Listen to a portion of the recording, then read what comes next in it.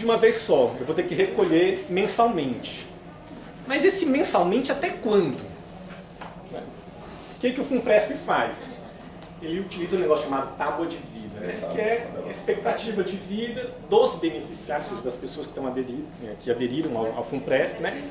Faz uma expectativa de vida quando o indivíduo se aposenta, e a partir dessa expectativa de vida, vamos supor, a turma está morrendo 10 anos, com a idade X, 75 anos. Então, quando você completar, então, ver a idade que você tem, quantos meses faltam até você completar 75 anos, então isso vai ser dividido por esse número de meses até você completar 75 anos, por exemplo, né, que seja 75 anos. Se você morrer antes, seus herdeiros recebem aí de uma vez só esse saldo. Olha que vantagem, hein? Não é? Depois que eu soube disso, eu fiquei atraído pelo Funpresp. Nossa! Eu vou poder morrer logo para poder meus filhos, né, poderem receber a aposentadoria. Agora, vamos supor que eu vou passar a perna no Funpresp. Não vou morrer na data planejada. Vou morrer depois. Vou continuar só de ousadia, né? 76, 77. Né? Se eu fizer isso, eu vou receber apenas 80% da minha aposentadoria em relação ao mês anterior. Então, vai ter um redutor no valor da aposentadoria até o indivíduo, né, a falecer. Mas vai reduzindo todo mês ou só reduz nesse nível? A partir daquele mês vai ser reduzido e vai ser corrigido depois pela inflação e tudo mais. Né? Então, a partir vai ser 80% em relação ao mês anterior da data que você deveria ter morrido. Quem manda não morrer? Isso é o que se chama de sobrevida. Né? Então, se você entra na sobrevida... Então, primeiro, o Funpresp já tem uma redução de 70%. Né? Porque na sua conta individual já tem esse recolhimento. Depois vai ter uma outra redução de 20% em cima desse seu 70%. Né? Caso você venha a falecer. Essa lógica vale também para pensão por morte e invalidez. Né? Então, todas as pessoas, né, que eventualmente, por exemplo, eu não contribuí, eu me aposentei por invalidez, aí vai ter um redutor também no valor da sua aposentadoria, né, de 70%, 80%, conforme for o caso, ou pensão por morte ou invalidez. Se houver um déficit, um rombo, né, vamos falar a palavra rombo, né, porque eles usam essa palavra para a previdência social, que é uma palavra que atemoriza, né, e déficit para as coisas mais delicadas. Né? Vamos falar um rombo. Então, se houver um rombo no Funpresp, né, o que ocorre isso? Pelas normas que regulamentam os 3 fundos, o governo federal não tem nenhuma responsabilidade na saúde financeira do Funpresp. Nenhuma responsabilidade. Então, se houver algum tipo de déficit, né, de investimentos que deram errado, etc., a responsabilidade é única e exclusiva dos beneficiários, né, ou seja, das pessoas que aderiram ao fundo. Isso significa que aquele valor lá dos 20%, né, que é o fundo de cobertura para benefícios extraordinários, esse valor pode variar, conforme for a necessidade de equilíbrio financeiro do fundo. Né? Ele pode ser superior àquilo que originalmente tem sido estabelecido. Pode resgatar antecipadamente o fundo só se você sair do serviço público. Né? Então, caso você não se aposente dentro do serviço público, aí você pode fazer esse resgate. Mas, esse resgate antecipado só possibilita você resgatar a sua parte da contribuição de forma integral e apenas uma parte daquilo que o governo contribuiu para você durante um determinado período. Isso também com porcentagens conforme for o tempo dessa contribuição. Então, e às vezes até parcelado, às vezes não é num momento único, às vezes até parcelado. Parcelado, no caso? Então, nesse caso, por exemplo, para você conseguir a faixa máxima de retorno desse resgate, você tem que estar, que é 70%, só depois de 24 anos contribuindo com o Funpresp. Né? Vamos supor que no meio do caminho você desiste, olha, o Funpresp está um caos, o negócio está dando errado, eu quero parar de contribuir. Você pode, só que aquilo que você já contribuiu só vai voltar para você quando você se aposentar. Ele vai ficar lá congelado, né, no sentido da... vai continuar sendo investido e tudo mais, pode até ser que não tenha mais quando você... Desculpa até interromper, mas eu só acho importante quando você fala nesse ponto, porque a opção, na verdade, ela é irrevogável. Mas a opção a limitação para o regime geral, o teto do regime geral. A pessoa pode até desistir depois do completo, quem migrou. Mas ele não pode voltar atrás e quiser, não quero mais ficar restrito ao teto do regime de previdência, quero voltar a descontar sobre o todo da minha remuneração. Não pode. Quem fizer essa migração agora é de caráter irrevogável e irretratável. Exatamente. É bom sempre frisar isso, porque o cara, vou pensar melhor lá na frente. Às vezes não. Nesse caso não tem essa oportunidade. Você pode até o dinheiro ficar congelado lá no completo rendendo, mas assim, só quando você perder o vínculo que você vai retirar o dinheiro, mas você continua vinculado ao teto. Você não pode mais desistir da opção que você fez em relação a contribuir sobre o teto do regime geral. Na minha opinião, agora, dentro da questão específica do FUNPRESP, acho que a parte mais importante é essa. Né? Quem que gere propriamente o fundo? Né? Então, o fundo tem um terço dos seus investimentos, vai ser leiloado para empresas privadas, né? Instituições financeiras. 2 terços vai ser gerido pelo próprio instituto, pelo próprio fundo, perdão. Né? E a escolha desses gestores, como é que se dá? Então, é formado como, em geral, uma empresa, né, é feita. Né? Então, existe um conselho deliberativo. Esse conselho deliberativo, metade dos conselheiros é indicado pelo governo federal, pelo executivo. Vamos pegar nos dias de hoje. Metade dos conselheiros é indicado pelo Michel Temer. A outra metade é eleita pela categoria. Esses conselheiros escolhem a direção executiva do FUNPRESP.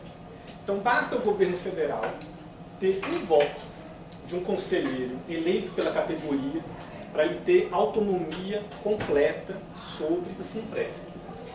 E a mudança do FUNPRESP, né, eu quero investir em tal coisa, quero investir, é uma decisão do Conselho Deliberativo. E se daqui a 10, 15, 20, 30 anos alguma coisa der errada, não precisa mudar uma lei na Constituição. Basta uma reunião. Ou, evidentemente, tem a legislação, né, que rege as previdências privadas no Brasil, que pode ser mudada com relativa facilidade. E também basta uma reunião com o Conselho Deliberativo para viabilizar qualquer alteração dessas medidas.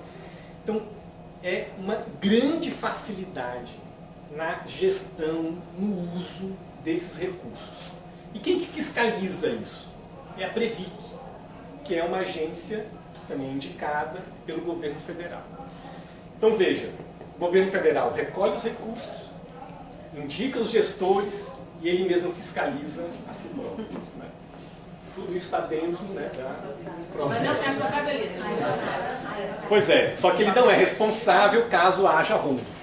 Não é responsável financeiro caso haja algum rombo. Né? Pode passar, por favor. Qual que é o nível da adesão? Né? Esses dados aqui eu não consegui uma precisão nos dados, teve informações que não bateram. Né? Eu entrei no site da FUNPRESP-JUDE para saber qual que era o nível de adesão dos servidores do judiciário. Lá no site da FUNPRESP-JUDE, eles identificam lá que um total chega de 10 mil e alguma coisa, só que quando eles discriminam, isso não bate. Né? Mas, enfim, na Justiça Trabalhista nós temos aproximadamente 3.400 participantes, na Eleitoral 1.300 aproximadamente e na Federal 1.600 aproximadamente. É muito pouco. É muito, muito pouco. O dado que eu tenho foi um documento da CNJ, que é de 2016, mostra que isso daí dá aproximadamente menos de 10%, tá na faixa dos 10% do número de servidores do judiciário no Brasil. Mesmo que, considerando que os dados internos lá do site não batam. Né? Pode passar. Esse é o funcionamento geral. Né? Depois a gente passa aí entra nas dúvidas. Né? Lembrando que nós não somos consultores financeiros. Né? Nós vamos aqui discutir como é que funciona o FUNPRESP. Né? Não se, vale a pena se eu fizer isso e tal. Não é a nossa função aqui. Né? O que é o FUNPRESP, gente? né, está dentro do sistema dos fundos de pensão no Brasil, né, para fechar aqui a minha participação. Os fundos de investimento no Brasil, eles funcionam com um mecanismo de oferecer juros muito baixos, ou seja, dinheiro muito barato para o grande capital no Brasil. Esse é o papel que os fundos de investimento têm ocupado nesses últimos anos. Nos anos 90, durante os governos Fernando Henrique, os fundos de investimento, os fundos de pensão, foram utilizados para privatizar as empresas estatais, junto com o BNDES, né, garantindo recursos para essas privatizações. E mais recentemente, com o governo Lula para frente, os fundos de pensão foram utilizados para aquilo que o governo chamava à época de as campeãs nacionais. Ou seja, algumas empresas escolhidas, né, do setor privado para se transformarem em grandes empresas, inclusive com exportação no mercado internacional. Por exemplo, as empresas do Eike Batista, né, a JBS, a BR Foods, né, a empresa que é a fusão da Sadia com a Perdigão. São empresas, né, capitalistas, monopolistas do setor privado, que ao invés de recorrerem, quando precisam de dinheiro, não vão no Bradesco, pegar a taxa de juros lá do Bradesco, vão no BNDES, com taxa de juros muito baixa, ou exigem que os fundos de pensão comprem as suas ações. Então, aquilo que o Menezes estava falando, né, quem que é o dono da Vale, quem que é o dono da Ouro, quem que é não sei o quê, isso, na verdade, é uma fonte de financiamento com custos muito reduzidos para o grande capital. Isso de um lado. E do outro lado, esses fundos de pensão funcionam como moeda de troca nas alianças políticas que os governos federais, que os governos de modo geral têm. Então, no caso do Postales, né, que é o fundo de pensão dos trabalhadores dos Correios, quem geria o Postales era o indicado do deputado federal Rogério Rosso, lá do PSD, do Distrito Federal. Então, isso, mais cedo ou mais tarde, né, acaba funcionando como um mecanismo de moeda de troca. E uma vez que esses fundos ganham corpo, eles são mais importantes do que ministérios, pela capacidade, né, de movimentação, de mobilização de recursos que esses fundos acabam tendo. Né? Como é que estão os fundos na atualidade? Eu não quero aqui fazer previsão, né? Vai dar errado, vai dar certo, que tal. Acho que seria um equívoco, né? Assim como o cara que vem vender aqui o Funpresp, não, vai dar tudo certo e tal, eu acho que está enganando, né? Porque não dá para saber o que vai acontecer daqui a 10, 15, 20, 30 anos. Também não vou fazer também o inverso, né? Não necessariamente vai dar errado. Vamos avaliar como é que ele funciona, né, das suas normas internas e o que tem sido os fundos de pensão no Brasil, né, nesse histórico, né? Menezes falou de vários fundos de pensão, né, que foram criados na ditadura militar, e os mais importantes da atualidade. A Previc, aqui são os mais importantes, né, das empresas estatais. Postales do Correios, Petros da Petrobras, FUNCEF da Caixa Federal e a Previc. A Previc, que é o órgão que regulamenta os fundos de pensão, de 2012 a 2017, já fez autos de infração, né, dessas empresas aqui, desses fundos aqui. Só Postales foram, nesses últimos 5 anos, 43 autos de infração. Tem de tudo, desde coisas um pouquinho mais simples, até coisas mais graves, mas tudo isso é desrespeito das próprias normas, inclusive. Né? Pode seguir, por favor. Postales. Essa nesses últimos anos, 3 fraudes seguidas. O diretor da Postales chegou a ser preso. Né? Um dos envolvidos no rombo da Postales, como papel de corruptor, foi libertado essa semana pelo Gilmar Mendes. Não é novidade isso, né? Desculpa trazer notícia, né, sem grande importância aqui. Né? A Postales está sob intervenção da Previc desde 2017. Né? A intervenção do Postales é para administrar agora não a valorização do fundo, mas um rombo de 7 bilhões de reais. E esse rombo já está sendo diluído entre os trabalhadores da ativa e os trabalhadores já aposentados. Então, a ativa tem pago de 3% a 6% de taxa extra, além da taxa normal, paga uma taxa extra, E os aposentados, somando a taxa extra com a contribuição regular, pagam o equivalente a quase 30% da sua aposentadoria para cobrir este rombo, né? 27%, para ser mais preciso. Isso para uma categoria, esse é o maior fundo de pensão do Brasil, mais de 400 mil trabalhadores. Isso para uma categoria que recebe um salário na faixa de 2 salários mínimos. Esse é o nível, né, do postais. Sigamos. Né? Isso, e aqui tem fraude e rombo, né? E do Postales, a quantidade enorme de gente foi presa inicialmente, né, e está sendo investigada e julgada. Né? Da Petrobras, isso aqui é inacreditável. Um rombo de 28 bilhões de reais.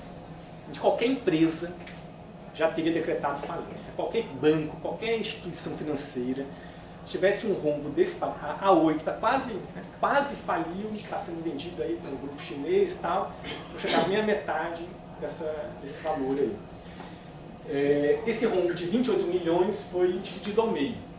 A empresa vai pagar 14 bilhões e os trabalhadores apenas 14 bilhões. Ou seja, acabou uma boa parte da sua aposentadoria. Imagina pagar 14 bilhões para um fundo de pensão que não chega a 90 mil servidores.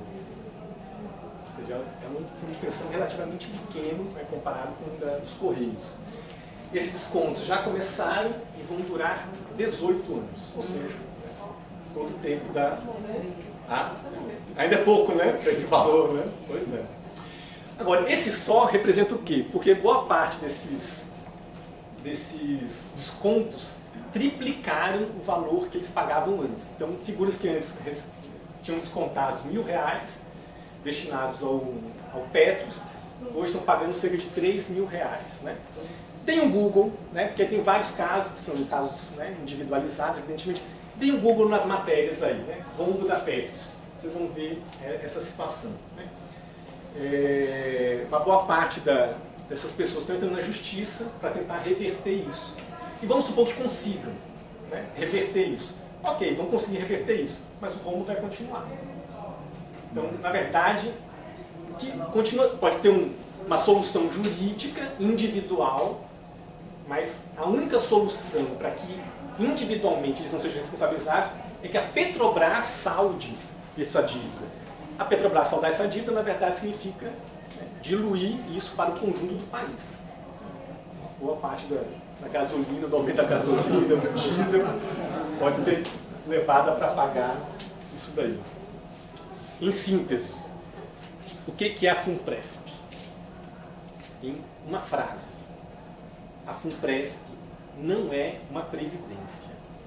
A FUNPRESP é um título de capitalização de altíssimo risco que mais cedo ou mais tarde vai ser gerido pelo PMDB. Ou pelo PSDB ou pelo PT. Seria igualmente arriscado. É um título de capitalização, ou seja, não tem nada a ver com previdência, no sentido de que garantir uma segurança durante o período da sua velhice, não tem nada a ver com previdência. É um título de capitalização. O título de capitalização é um pouco especial em relação ao que existe, né, nos bancos privados, porque existe uma contrapartida do governo, né, etc. Este título de capitalização, essa contrapartida só existe nesse momento, né, depois que o indivíduo se aposenta. Caso haja qualquer dificuldade, desequilíbrio financeiro, o governo federal, diferente da Petros, né, não é responsável pelo equilíbrio financeiro. Os fundos de pensão, né, anteriormente no Brasil eram fundos de pensão de benefício definido. Então você sabia quanto que você ia ganhar, né, quando você se aposentava. A FUNPRESP é de contribuição definida, então, ou seja, você só sabe quanto que você vai pagar. Quanto você vai receber é uma incógnita. Lembra daquele programa do Silvio Santos? Que o garotinho, a criança, ficava numa cabine, você não ouvia nada. Aí o Silvio Santos perguntava, você quer trocar essa bicicleta por uma caixinha de fósforo? Pois é. Pode não ter caixinha de fósforo. Pode ser só quer trocar bicicleta por nada. Quer trocar bicicleta por pagar a prestação da bicicleta e não levar a bicicleta. Pode. Alguém vai enriquecer com o FUNPRESP? Dos beneficiários? Tá boa, né? Alguém vai enriquecer, com certeza. Né?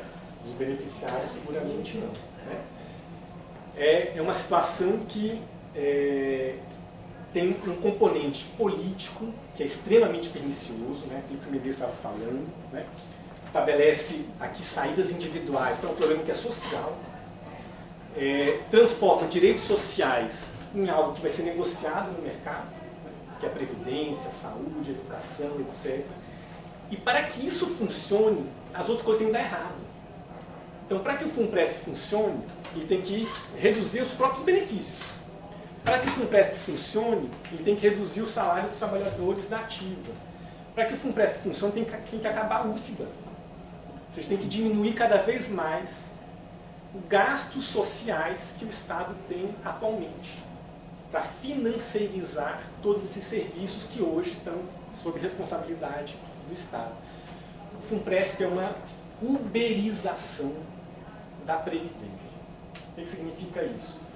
Uma uberização não na relação do usuário do Uber com o motorista, mas na relação dos donos do aplicativo com os motoristas.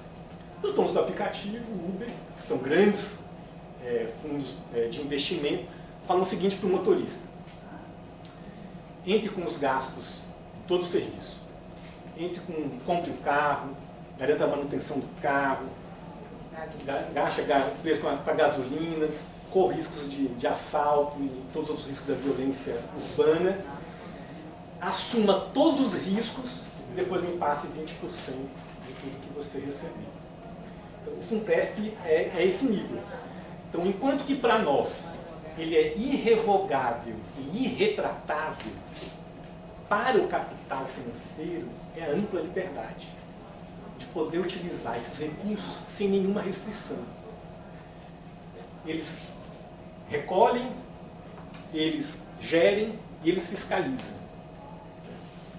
Eu não confio neles, né? Caso vocês confiem, fiquem, né, apostando aí 10, 20, 30 anos. Veja, imagine se os dinheiros da FUNPRESP estivessem nas ações da Petrobras, que ontem, ou hoje, não lembro agora, né, deram uma quebra aí na Petrobras. Então você vai ter que escolher. Você vai querer que a Petrobras aumente muito o preço da gasolina para aumentar as ações da Petrobras, ou você vai ter que escolher para a Petrobras quebrar no sentido do valor das suas ações, para poder fazer com que o FUNPRESP funcione. Porque o FUNPRESP, mais tarde, vai comprar títulos da dívida pública, vai comprar ações da Petrobras, vai comprar ações da empresa A, da empresa B, da empresa C. Né? Não existem saídas individuais. Né? Acho que nossa tarefa é continuar lutando para a não aprovação da nova reforma da Previdência, né? Que eventualmente, né, vai voltar ao tema assim que terminarem as eleições. O nível de adesão é muito baixo, né? E eu espero que continue sendo extremamente baixo, porque fazer essa adesão significa antecipar a reforma da Previdência, que é aquilo que é prejudicial, não só a nós como categoria, mas o conjunto da população brasileira. É isso aí, gente. Muito obrigado.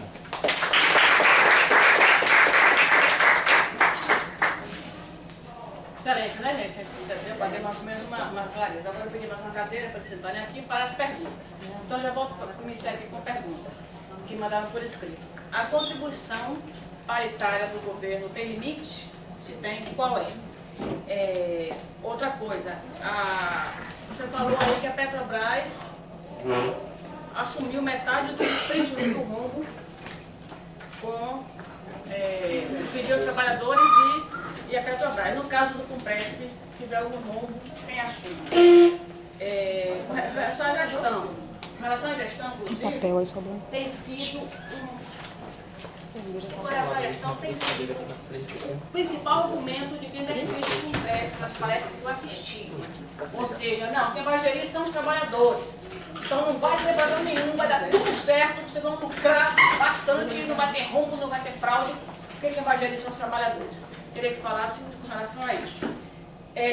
E, não sei se é possível, mas estamos fazendo muita propaganda, nós estamos vendo aí, inclusive nos órgãos, nós estamos levando pessoas da direção, inclusive um diretor do FUNPESP, será Amarildo, não sei se vocês conhecem Amarildo, aquele que saiu correndo no Congresso Nacional, com os servidores atrás, chamando de traidor, porque foi contra o nosso reajuste, né? Só uma lembrançazinha, ele é diretor do FUNPESP, ele está fazendo propaganda do FUNPESP.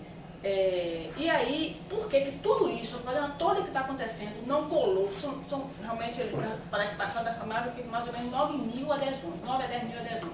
9 a 10 mil adesões, de 2013 para cá, é menos de 2 por ano, pouco menos de 2 por ano. Isso já incluindo os que são automáticos.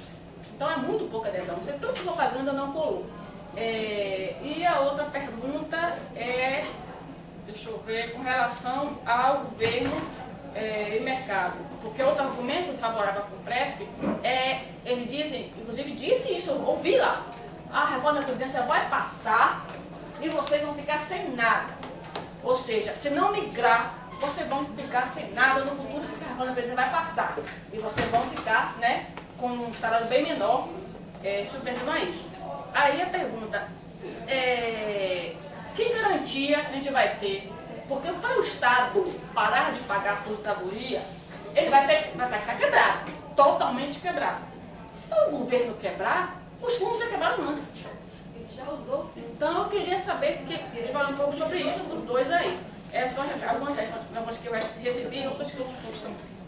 Só avisando, vai ter sorteio ao final do caderno do SES. Anotem meu telefone que está ali para fazer parte da lista de distribuição do WhatsApp, que tem funcionado bastante essa lista, porque estão precisando entrar com ação com relação ao auxílio de transporte, com relação ao recebimento de hora extras, com relação à diferença de cerveja de cartório e outras coisas mais. Vai abrir mais? Assim, você tem que eu pergunta, mais alguém quer fazer pergunta? Ninguém tem mais pergunta? Pode fazer assim? Claro. Pode, né? Claro. Depois quem avisa que vai. Isso, você faz a pergunta e depois já para ele responder. Normalmente. Você quer fazer pergunta? Não, a gente vai colocando uma coisa, tirando uma dúvida ou outra, pode ser? É porque ele não tem tempo para concluir. É bom você fazer a pergunta. Claro que você pode fazer depois, mas vai adiantar o Não, assim, na verdade, assim, eu sou da carteira justamente de quem encaminha os formulários com pré, de quem aderia, essa coisa toda, né? Eu trabalho com isso. Existe realmente uma resistência do servidor, mesmo dos novos, que são obrigatórios, a se filiar ao FUNPRESP. Eu tive agora no Tribunal do Posse 61 servidores em novembro do ano passado, mesmo dos 61 que são obrigatórios, no dia seguinte 3 já desistiram, entendeu? Então, e de servidores que vieram, assim, o que eu achei mais curioso, eles vieram servidores do próprio INSS, servidor do INSS, quer dizer, tem já uma noção sobre o que é previdência, essa coisa toda, né? Então, assim, é muito importante, como você falou no início, só fazer essa observação, que em tudo na vida tem que ouvir os dois lados, entendeu? Você não pode simplesmente chegar, colocar um assunto no FUNPRESP e realmente colocar somente diretores da própria fundação para ouvir o ponto de vista para vender o peixe, como se diz, né?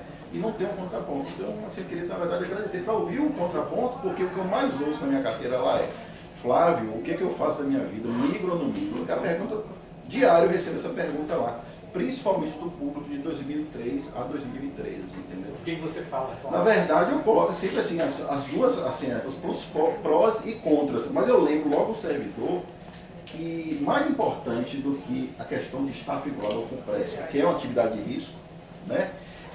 Acho que a intenção do governo é que todo mundo ganhe o teto do regime geral, entendeu? Isso para mim que é o mais preocupante ainda. Ele quer achatar todo mundo para o teto do regime geral. E eu falo isso, que o regime geral, a cada dia, o valor, o índice de reajuste do teto do regime, se aproxima em termos de salário mínimo um valor menor. Eu dei uma fala no ano passado sobre Previdência aqui no Tribunal, só para servidores, uma coisa mais, tentando ler a reforma da Previdência, falar para os servidores, esclarecer mais um pouco, mas uma coisa que me chamou a atenção. Eu fiz uma tabela de 97 a 2007, de 20 anos. Em 97, o teto do regime geral era 9,23 salários mínimos. Hoje é 5,35, quer dizer, em 20 anos, reduzir a quase a metade. Aí eu fico pensando, será que um dia o teto do regime geral vai ser o salário mínimo? Você entendeu? Por isso que eu falo assim, eu faço esse contraponto. Você vai migrar? Vai, olha, vou migrar. Mas lembre que você está abrindo mão de caráter irrevogável de uma aposentadoria sem teto, que é o pessoal de 2003, 2003. O de antes de 2003 eu nem falo, não migre. Porque o que não abriga uma integralidade e paridade? Faz sentido. Né, para abrir mão de legalidade e paridade para ficar restrito ao teto e mais filiação ao FUNPRESP. Mas de 2003 a 2003 você está abrindo mão de aposentadoria sem teto do regime geral para uma aposentadoria com teto e sujeito a isso. O teto cada dia mais corresponde a um valor, em comparação com o salário mínimo, mais próximo do salário mínimo. Será que o piso um dia vai ser o teto vai ser o piso? Entendeu? Mas eu não decido pelo servidor, não porque eu tenho poder decisório de cada um, né? Claro. Muito Sumaia. grata. Sumaia quer fazer Na verdade, assim, eu quero pedir desculpa, eu cheguei depois, mas pelo posicionamento que eu senti, né, eu convido mais ou menos com o que vocês estão colocando, perguntei a uma amiga minha aqui qual era a postura, mas assim, no TRE, a gente não ouve muito falar, não, na verdade não ouve falar sobre essa situação, o FUNPRESP, eu pelo menos não tenho ouvido, no onde eu ando, eu até conheço bastante gente e tudo, mas não ouço uma discussão, uma avaliação sobre isso. Só que eu conheço muita gente no TRT, e no TRT eles estão em ebulição. Inclusive, tem setores lá que estão sem condição de agir, porque tem muita gente, uma demanda muito grande de gente pedindo avaliação para verificar se é bom ou não. Né? Mas não existe esse pedido de avaliação. Você não sabe quando você vai receber no No FUNPRESP. TRT existe, inclusive em Só no benefício em especial você pode fazer. vários regionais. É, só só no que benefício especial. é uma simulação que é feita de forma. Isso é um cálculo para fazer uma simulação e você avaliar. Existe inclusive uma tabela, a dificuldade não é nem existir um sistema que faça. A dificuldade é conseguir, durante tantos anos, pegar e separar os valores que devem ser colocados para não ter uma ilusão dessa avaliação. Mas minha pergunta é a seguinte, lá no TRT existem pessoas, por exemplo, juízes pedindo essa avaliação, pessoas que têm CJs todas incorporadas, pessoas, né, de muitos anos, prestes a se aposentar, que já está com coisa. Porque eu não sei dizer quais são os levantamentos de risco que eles estão dizendo que a gente corre se não migrar. Eu, a princípio, como já disse no início, eu não tenho empatia nenhuma por migrar, eu combino com você, não sabia nem desses detalhes, não tinha alertado ainda para a questão da universidade, perder para garantir a gente, as empresas terem que ir mal, não tinha pensado nisso. Mas assim, inclusive porque a FUNPRESP vem com uma lei ordinária, se a gente corre risco, a FUNPRESP muito mais. É uma coisa frágil, enfim, tem vários detalhezinhos aí que algumas pessoas já comentam, mas vocês têm alguma ideia do que está levando as pessoas a fazer essa avaliação? Pessoas que têm salários, né, e que estão com medo de alguns pontos, e aí eu não sei dizer, a minha dúvida é exatamente essa, de que a nossa situação atual, de que não é obrigado, qual a fragilidade que a gente tem, né, permanecendo no sistema que a gente está. Então, mais alguém? Então a gente pode abrir para respostas e aí já responder já com considerações finais, que já são 11h10, e em seguida o sorteio, certo? Pessoal? Por favor, quem não assinou a lista, assine, porque vai ter o sorteio ao final. Para aqui e para online, por acaso esteja online. Vamos lá, então, a palavra você do... Pode ser, pronto. Olha, sobre essa última questão, eu conversei com um amigo meu, que é procurador da República, e ele trabalha, ele é procurador, ele dá aula na Universidade Federal e dá aula numa particular, e ele me perguntou, já que ele só pode se aposentar pelas regras, parece que ele só pode se aposentar por uma modalidade, e no caso ele vai se aposentar como procurador, ele me perguntou exatamente o seguinte, e o meu vínculo com a Unirio? Nesse caso, muitos estão fazendo essa migração, porque seria uma forma dele poder ficar com aquilo que ele contribuiu para a Unirio, correspondente ao regime de trabalho dele, que é um pouquinho menor. Então, talvez, em alguns casos, estão tentando fazer esta migração, porque no caso dele ele disse, eu quero me aposentar como procurador. Porque como procurador o cargo dele é cheio. Como professor o cargo dele é para ser 20 horas.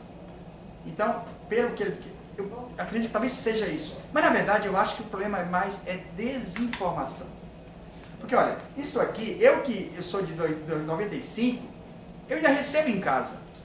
Eu recebo e-mail, eu recebo tudo. Ou seja, eles estão fazendo de todas as formas possíveis essa contra-informação para tentar atrair, por desinformação, algumas pessoas. Mas eu acho que o problema está exatamente... A nossa grande batalha aqui é de informação. E informação numa perspectiva crítica. Ou seja, ouvindo os dois lados, vai dar para saber. Mas então, eu espero que essa onda acabe, porque quem não estiver nessa situação que eu falei, vai perder. Vai perder muito. Porque você pode estar no fundo desse e ele é de contribuição definida. Você não sabe quanto que você vai ter. Então, imagina se você aplicar esse dinheiro em empresas que vão quebrar. Mas não é só isso. É que agora a Previc permitiu que o fundo de pensão possa aplicar até 94% do seu fundo em títulos da dívida pública. Antigamente você tinha mais ou menos equilibrado. Era 46 em ações, 40 e pouco em títulos públicos. Como as ações tiveram 3 anos seguidos de perdas gigantescas, aí eles fizeram, permitiram aplicar. Mas tem uma coisa mais grave. É que agora está sendo permitido aplicar em derivativos. É uma coisa extremamente perigosa que para eu explicar eu precisaria talvez dos 15 minutos e vocês talvez em 3 horas não entendam. Mas são as modalidades financeiras mais arriscadas. Então, o que nós estamos vivendo é um aprofundamento da crise de 2008. Não há no cenário mundial nenhuma indicação de que nós vamos ter estabilidade econômica. Ao contrário, o que nós temos é o risco de uma nova grande crise pela frente. Na crise de 2008, os fundos de pensão americanos perderam 4 trilhões de dólares. Vezes 3 vai dar, considerando que a dólar está quase 4, quase 15 trilhões de reais perderam. O que significa esse dinheiro que perdeu na bolsa? Perdeu na bolsa, acabou. Não existe, porque é desse dinheiro que vai ser usado para pagar a sua previdência no futuro. É capitalização, é mercado.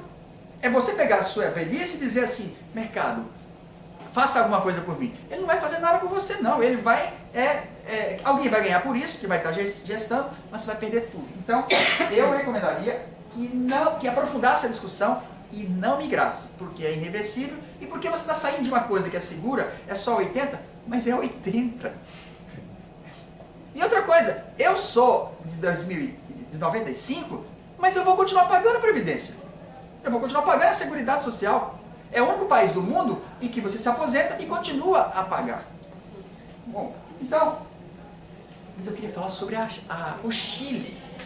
O Chile foi o primeiro país a introduzir previdência privada na América Latina. Logo após o golpe de Allende, em Allende, feito por Pinochet, que era seu ministro da guerra, ele instituiu a previdência privada. E a situação do Chile é calamitosa. Porque estão todos eles ganhando muito abaixo do salário mínimo. No Chile está tendo passeata de 1 milhão de pessoas. No Chile está tendo um movimento pela retomada da previdência pública. Mas o que significa uma geração sem previdência efetiva? Porque, como você falou bem, não é previdência privada, é capitalização. Significa que você está colocando toda uma geração em risco. E eu imagino o seguinte, com a previdência privada e a sua fatalidade, porque não tem como você negar, ela pode colocar gerações e gerações em risco. Ou seja, eu imagino até que a expectativa de vida vai diminuir. Ou seja, a questão aqui que está colocada é, se não há déficit da Seguridade Social, como o relatório da CPI mostrou, se não há déficit da Previdência, por que então tanto se faz para fazer a nova etapa da reforma da Previdência? Alguma coisa está errado. O que está correto aqui é o seguinte, como é que funcionava antes? Uma geração financiava a outra, não havia necessidade de capitalização, não havia necessidade de nada. O que foi acontecendo? Eles foram diminuindo progressivamente o número dos servidores públicos. Por isso qual é a proposta dele? É de não ter mais servidor público. Imagina agora com a reforma trabalhista, meu sobrinho que passou no TRT, ele estava dizendo, olha, 70% dos meus processos são da Vale do Rio Doce. E agora, a reforma trabalhista já resolveu isso. O que ele está dizendo? Eu estou com pena dos advogados que antigamente trabalhavam com isso e estou com pena de mim mesmo, porque o que está acontecendo aqui é para destruir vai destruir a justiça do trabalho. Isso significa o quê? Não vai ter mais trabalhador no TRT futuramente. O que está colocado aqui é um aprofundamento da destruição do Estado. Mas o que o Estado vai fazer? Para que o Estado serve? Para cobrar imposto de pobre, para pagar juros da dívida e para fazer renúncia fiscal e para fazer políticas que interessam aos ricos. Ou seja, no Estado Nacional tem que ser questionado, porque senão o que vai acontecer? Ele desmonta tudo isso, só que está acontecendo. Ele acaba com a Previdência Pública, acaba com o SUS, acaba com a Seguridade Social. E aí, onde é que nós vamos nos assentar? Porque agora estão querendo criar o plano de saúde com franquia. Significa assim, se você adoecer, você vai pagar mais. E pior, eu já estou com 55 anos, eu estou na seguinte situação. A minha carreira, quando eu chego associado 3, aí meus amigos falam, poxa, chegou associado 3, que maravilha. Só que o meu plano de saúde é mais ou menos assim. Minha carreira é isso e o plano de saúde é isso. Então quando eu pulo aqui, ou seja, eu estou perdendo progressivamente. Por quê? Porque é a privatização da Seguridade Social. Quem é que está ganhando com a privatização da Seguridade Social? Os bancos. Nós temos que denunciar para nós aqui e para a população em geral. Porque nós temos que construir um movimento de negar a reforma da Previdência, de defender o SUS, porque nós temos que defender o serviço público. Aqui é um grupo deliberado em liquidar o espaço público, porque o que eles querem fazer? Acabou a Previdência Pública, entra a Previdência Privada. Acabou a saúde privada, acabou a saúde, educação privada. Tudo que é público acaba e eles entram. São os mesmos. Deixa eu só ver aqui. O número de adesão é pequeno, a reforma da Previdência vai passar.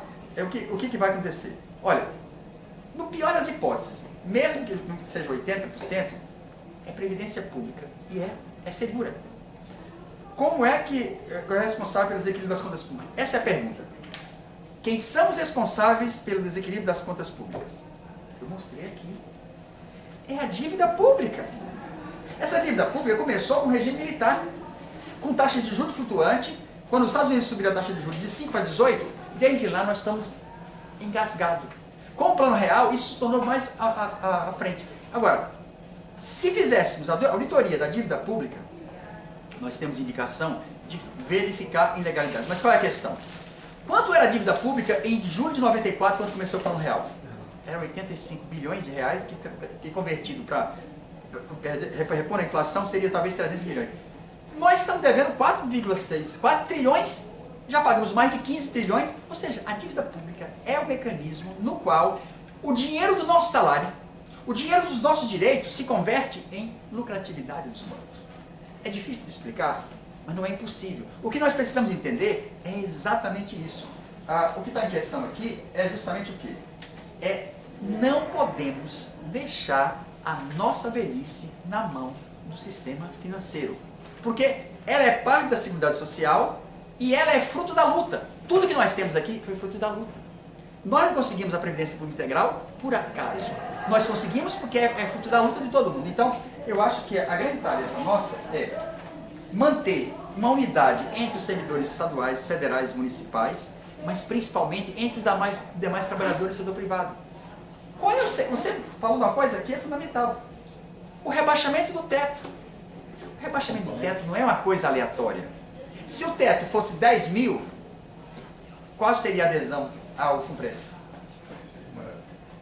Muito menor ainda. Então, para aprofundar a adesão ao FUNPRESP, eles vão rebaixando cada vez mais. Porque agora, acabar com a Previdência Pública é simplesmente rebaixar o teto. Você vai, 5.600, você baixa para 3, depois você baixa para 2, depois você baixa para 1, acabou a Previdência Pública. Aí a pergunta é, acabar a Previdência Pública interessa a quem? Eu mostrei o gráfico. Interessa aos bancos, aos fundos de pensão. Agora tem um problema. É que para a luta de classe isso é terrível. Se os trabalhadores do Banco do Brasil soubessem que o que deriva o futuro deles da Previdência é a exploração que eles fazem em cima da Vale, mas eles não sabem. Nós temos uma grande tarefa agora de entender esse fenômeno, discutir, e a pergunta é, que classe social eu faço parte? eu posso acabar com a solidariedade de classe? Não. Porque no dia que eu fizer isso, eu estou me entregando inteiramente à mão da esfera financeira. Então, é um complexo, mas a iniciativa que você está fazendo aqui é fundamental e eu acho que nós temos que aprofundar isso, fazer vídeo, ver outras formas, porque se todos souberem efetivamente o que representa esse governo e o que representa a sua intenção, eu acredito que pouquíssimas pessoas iriam aderir. Agora, se essa adesão acontecer, ele só vai descobrir tarde demais. O nosso problema aqui é isso. Vai descobrir tarde demais e ele vai sentir o impacto sozinho. Então, por isso é que o espaço coletivo, o espaço de formação política é indispensável, porque não é só a questão da previdência, somos nós mesmos. Eu corro o risco, futuramente, não ter mais professor entrando na universidade. Vai ter uma eu estou chamando de, já tem a EBSE, vai ter a EBSI, vai ter a EBPesquisa, vai ter um monte de entes, e aí, olha só, o fundo está ameaçado pela própria política de liquidação de servidores públicos, porque não vai haver renovação de servidor público. Perceberam que a aprovação da terceirização ampla é a liquidação da possibilidade de renovação, porque esse fundo de pensão, se o serviço público for progressivamente sendo extinto, não vai ter mais motivação de ter FUNPRESP, se não vai ter servidor entrando. Então, eu acho que aqui a questão é muito maior. Que classe eu faço parte, o que eu vou fazer agora e como é que eu vou discutir com a minha família para defender o quê? A previdência pública, o serviço público, que tem uma política de demonização do servidor público, como se ele fosse responsável. E o que nós temos que fazer é uma campanha para a defesa do serviço público, porque é nosso direito.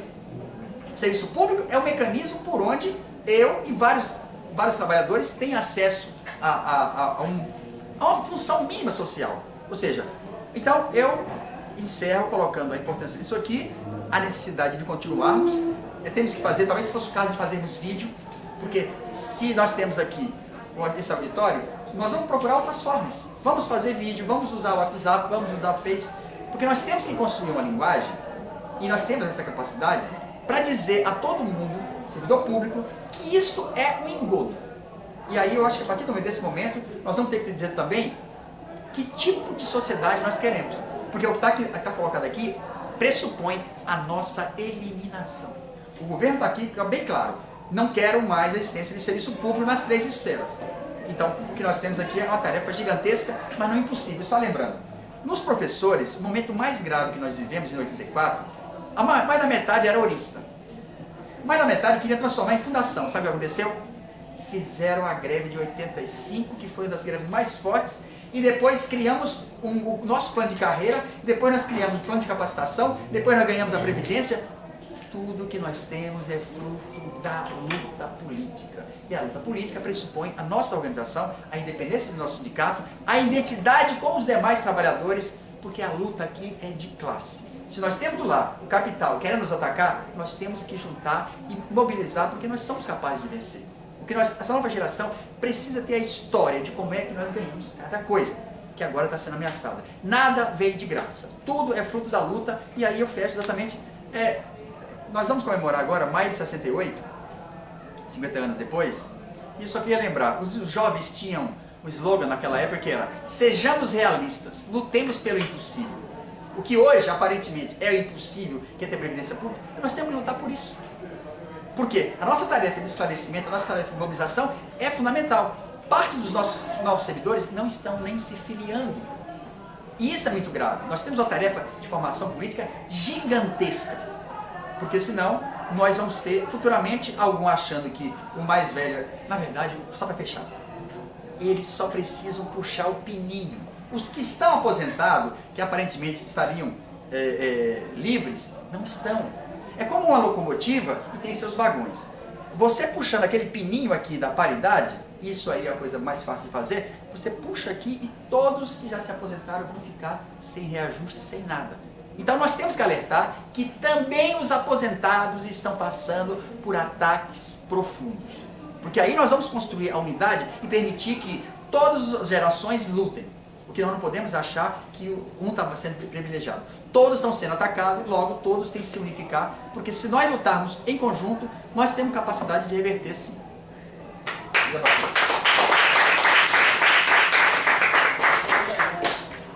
começar pelas questões pontuais, né?